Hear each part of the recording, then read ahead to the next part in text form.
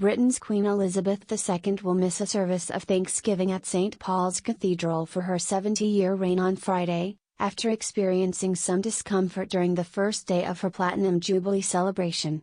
The Queen appeared at Buckingham Palace on Thursday during the festivities and will still participate in a beacon lighting ceremony from Windsor Castle in the evening. The Queen greatly enjoyed today's birthday parade and flypast but did experience some discomfort, Buckingham Palace said in a statement.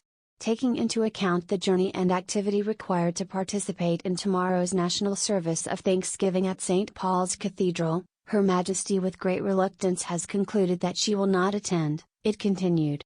Earlier Thursday, the 96-year-old Queen looked on from the palace's famous balcony at a sea of red, white and blue as huge, flag-waving crowds flocked to the mall to see the monarch and her family. The area around Buckingham Palace and nearby St. James Park was packed with homegrown and international tourists, some of whom had camped out overnight, to witness the first event of the bumper 4-day weekend celebrations.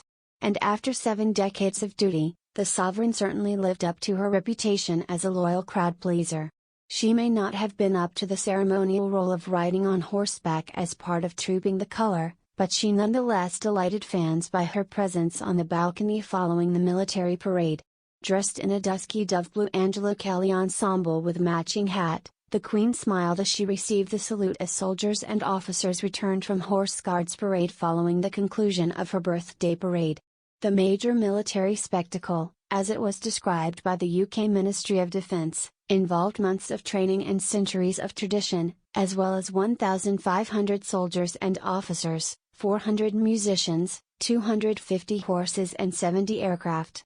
Prince Charles, heir to the throne, represented his mother in the ceremonial role which she has traditionally undertaken. He rode on horseback, closely followed by his sister Princess Anne and his son, Prince William.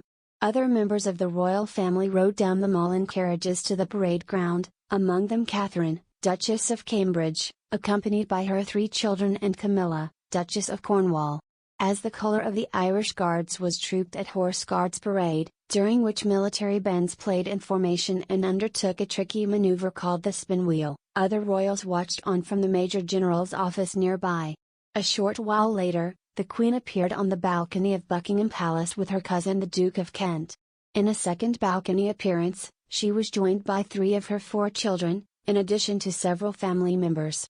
Prince Harry and Meghan, Duchess of Sussex, did not appear on the balcony as the Queen decided last month that only royals carrying out official duties would be included. But earlier the Sussexes had watched the Trooping the Colour event with other royals from the Major General's office near Horse Guards Parade, in their first public appearance with the royal family since they quit working as royals 2 years ago. The Queen's decision to only invite working royals onto the balcony also meant Prince Andrew, who was stripped of royal duties and his HRH title in January in the wake of his civil sexual assault lawsuit in the US, did not appear on the balcony.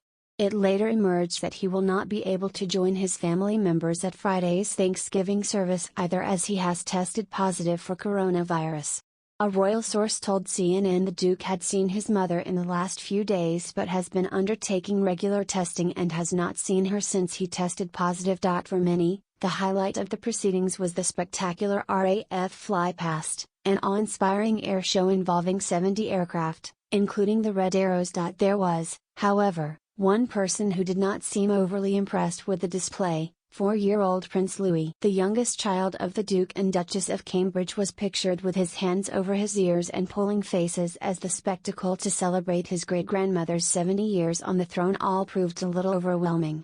Nevertheless, his family did not appear to be remotely bothered by Prince Louis' refusal to maintain protocol, as they smiled and chatted to each other while the planes continued to fly, even at one point arranged in formation to make up the number 70. Later, more than 3,000 beacons will be set alight across the UK, the Channel Islands, the Isle of Man and in UK overseas territories. The principal beacon will be lit in a special ceremony at Buckingham Palace. The lighting of beacons is a long-running royal tradition used to mark jubilees, weddings and coronations. Beacons will also be lit in the capital cities of Commonwealth countries. The Queen is looking forward to participating in tonight's beacon lighting event at Windsor Castle and would like to thank all those who made today such a memorable occasion, Buckingham Palace also said in the statement.